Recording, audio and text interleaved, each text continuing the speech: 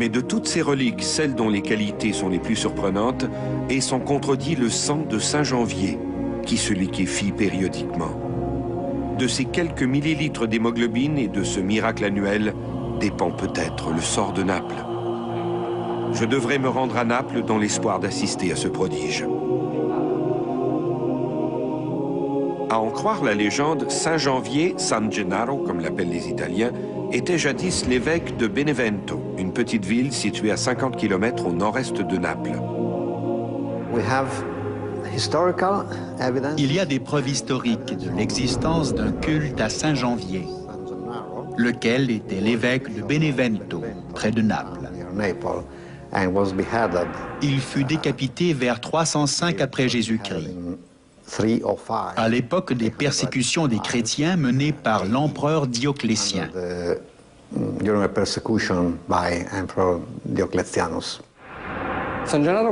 Saint Janvier fut un martyr. Il a été mis à mort dans un volcan, le Solfatara. Et ce moment marque le début d'une des histoires les plus importantes de cette ville. La tradition raconte qu'il aurait été persécuté sous le règne de Dioclétien en 305 après Jésus-Christ, parce qu'il refusait d'abjurer sa foi. L'évêque aurait été poussé dans les flammes, mais en serait ressorti indemne. Il aurait ensuite été offert aux lions, mais les fauves se seraient contentés de lui lécher les pieds. En désespoir de cause, Timotheus l'aurait fait décapiter. Cette fois, avec succès. Au moment de l'exécution, on raconte qu'un fidèle aurait recueilli de son sang dans 2 petites fioles de verre. Tous les parents des martyrs chrétiens conservaient le sang de leurs enfants lorsqu'ils étaient exécutés. En 1389, lors d'une cérémonie de vénération des reliques, le sang de Saint Janvier vieux de 1000 ans se serait subitement liquéfié. L'hémoglobine, qui n'était plus qu'une espèce de caillot coagulé et presque noir, serait redevenue liquide et d'un rouge vif, comme si elle avait été prélevée à l'instant même. Depuis ce temps, la liquéfaction se produit 1, 2 ou 3 fois par année, et cela depuis des siècles.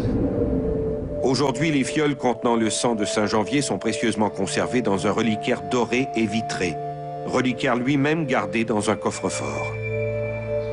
L'une des fioles ne contient plus à présent que des résidus de sang séché, sans intérêt. L'autre, en revanche, est remplie à moitié d'une substance solide d'un rouge très foncé, presque noir.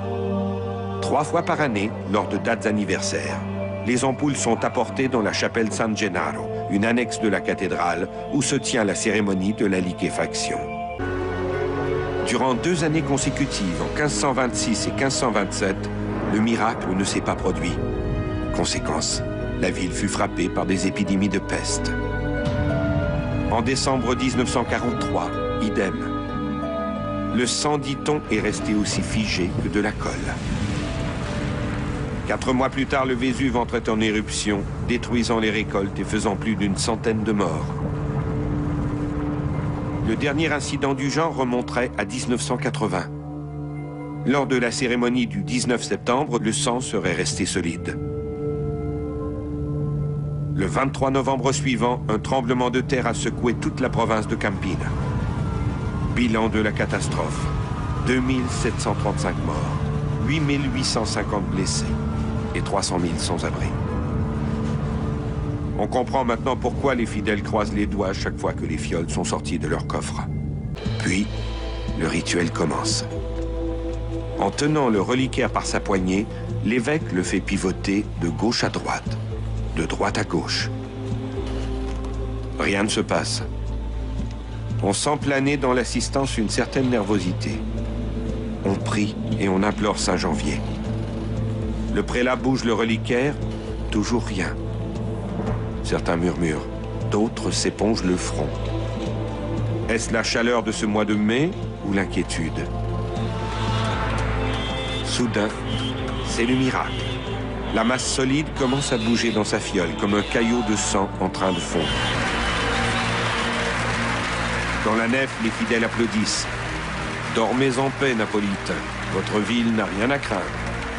Du moins jusqu'à la prochaine liquéfaction.